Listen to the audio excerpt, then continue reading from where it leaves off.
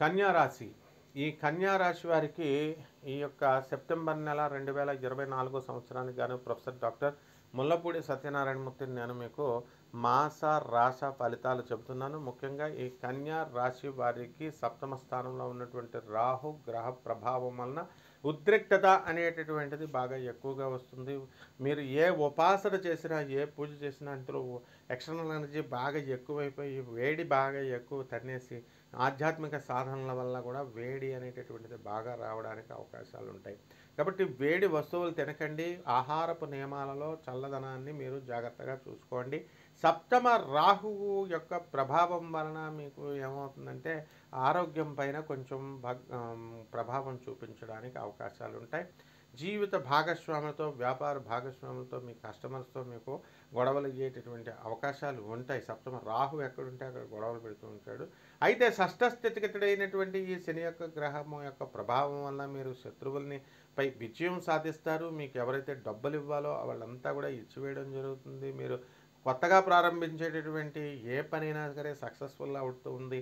అలాగే ఈ కన్యారాశి వారికి గ్రహస్థితి ఏ విధంగా ఉందండి అంటే మనకి వృషభంలో ఉన్నటువంటి గురుడు, కుజుడు మరి మిథునంలో ఉండడము, బుధుడు కర్కాటక రాశిలో ఉండడము, రవి సింహరాశిలో ఉండడము, శుక్రకేతువులు ఇద్దరూ కూడా కన్యారాశిలో ఉండడం వల్ల మీరు లావ్ అయిపోవడానికి అవకాశాలు ఉంటాయి. చక్కగా ఈ యొక్క తిండి మృష్టాన్న భోజనం అనేటటువంటి దాని మీద ఏకాగ్రత పెడతారు. తర్వాత ఈ యొక్క సుఖాలు, లగ్జరీస్ ఎక్కువ ఈ నెలలో రావడానికి అవకాశాలు ఉంటాయి. ఇక ఉద్యోగ భద్రత ఉంటుంది. ఉద్యోగ విషయాల్లో మీకు ప్రమోషన్స్ అనేటటువంటిది రావడం జరుగుతుంది. అయితే పని విపరీతమైనటువంటి టెన్షన్ అనేటటువంటిది ఉంటుంది. ఈ అంతా పని చేసినప్పటికీ కూడా మీకు ఈ యొక్క రాహు గ్రహం వలన మీకు గుర్తింపు రాదు. అయినప్పటికీ కూడా వాటిని పట్టించుకోకుండా మీరు ముందుకు వెళుతూ ఉంటే గుర్తింపు మీరు నిజాయితీగా ఉన్నప్పుడు ఆటోమేటిక్గా వస్తుంది. ప్రభుత్వ ఉద్యోగాలు చేస్తున్నటువంటి వాళ్ళు ఎవరైతే ఉన్నారో వాళ్ళ టీఏలు, డిఏలు, అరియర్స్లు ఇవన్నీ కూడా మీకు చక్కగా ముందుకు వచ్చేయడం అనేటటువంటిది జరుగుతుంది. మీరు వాళ్ళ దగ్గర ప్రభుత్వం దగ్గర మీ యొక్క జీతభత్యాలు అవన్నీ కూడా ఏమి ఉంచుకోరు. ఆ విధంగా మీరు ముందుకు సక్సెస్ఫుల్గా ముందుకు మీరు వెళ్ళిపోవడం అనేటటువంటిది జరుగుతుందన్నమాట. అదేవిధంగా వ్యాపారాల దగ్గరికి వచ్చేసరికి ఏం వ్యాపారాలు చేసుకోవాలండి అంటే మీకు ఈ యొక్క చేపల బిజినెస్, ఎండు చేపల బిజినెస్, ఉప్పు చేపల బిజినెస్, తర్వాత చైనాకి డ్రగ్స్ అంటే అండి మందులు, మెడిసిన్ పౌడర్స్ ఇలాంటివన్నీ కూడా మీరు ఆ ఎక్స్పోర్ట్ ఇంపోర్ట్ బిజినెస్లు చేసుకోవడం ద్వారా కూడా మీకు బ్రహ్మాండంగా కలిసి వస్తుంది. ఏమండి మాకు ఉద్యోగం రావట్లేదండి అని బాధపడుతున్నటువంటి వాళ్ళందరికీ కూడా ఉద్యోగాలు రావడం అనేటటువంటి జరుగుతాయి. మీరు అప్లికేషన్లు పెట్టకుండా ఇప్పుడు 3-4 సంవత్సరాల నుంచి ఉద్యోగం రావట్లేదు అనేటటువంటి వాళ్ళు ఉన్నారు. ఉద్యోగాలు వస్తాయి.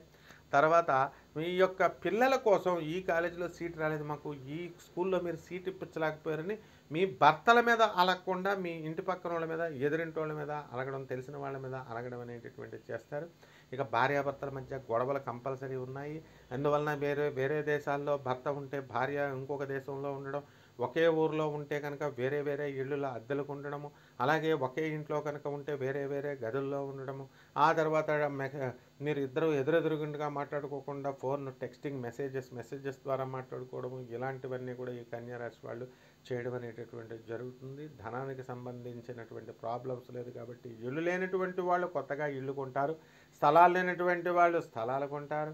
మీడియా రంగంలో ఉన్నటువంటి వాళ్ళు జర్నలిస్టులకు గుర్తింపులు జరుగుతాయి.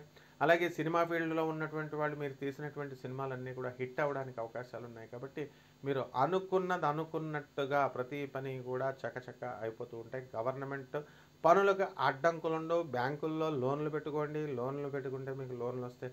ఒక ఇల్లు ఉన్న వాళ్ళు 2 ఇళ్ళు కొనుక్కోండి, ఒక స్థలం ఉన్న వాళ్ళు 2 స్థలాలు కొనుక్కోండి, ఏం పర్వాలేదు, డబ్బులు అవే ఆటోమేటిక్గా మీకు రావడం జరుగుతుంది. సహనము, శ్రద్ధ అనేటటువంటిది ఈ నెలలో మీరు డెవలప్ చేసుకుంటూ ముందుకు వెళ్తూ ఉంటారు. అయితే ఇంకా అదనంగా మనకి శుభమైనటువంటి ఫలితాలు మనకి రావాలి అని అంటే మనం ఏం చేయాలండి?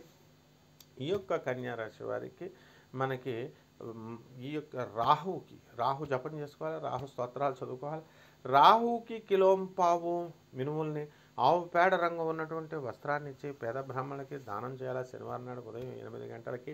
అలాగే మనకి ఈ యొక్క దశమహావిద్యల్లో ఒకటైనటువంటి భువనేశ్వరి అమ్మవారి యొక్క హోమాన్ని చేసుకోవడం ద్వారా మీకు ఈ యొక్క కష్టాలనేటటువంటివి తొలగిపోతాయి.